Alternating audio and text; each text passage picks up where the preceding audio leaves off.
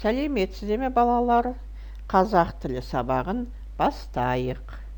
Сабақтың тақырыбы «Мен 5 жастамын». Тема урока «Мне 5 лет». Бірінші тапсырма. Тыңда, қайтала. Первое задание. Послушай, повтори. Сен неше жастасың? Сколько тебе лет? Мен 5 жастамын, мне 5 лет. Екінші тапсырма. Суретке қара, тыңда, қайтала. Второе задание. Посмотри на картинку. Послушай, повтори. Бір шар, один шар, екі шар, два шара, көп шар, много шаров. Бір доп, один мяч, екі доп, два мяча, көп доп, много мячей. Үшінші тапсырма. Тыңда, қайтала, бастыр, боя. Третье задание. Послушай, повтори, обведи, разукрась. Ақ шар бар, көк шар бар, көп шар бар, төрт шар бар.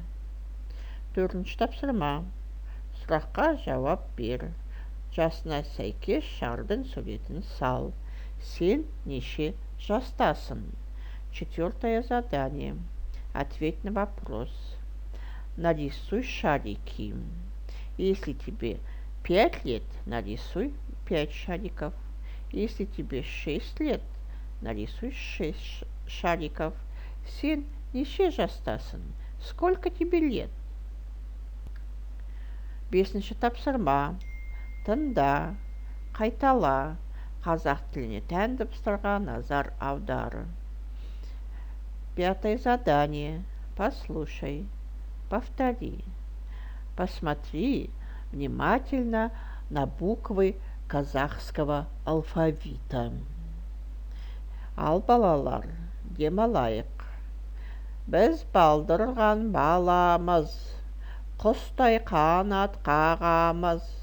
Дүниені аралап, оқып білім аламыз. Көзді салып қараңыз, былай қанат қағамыз. Сабақ аяқталды. Сау болыңдар, балалар.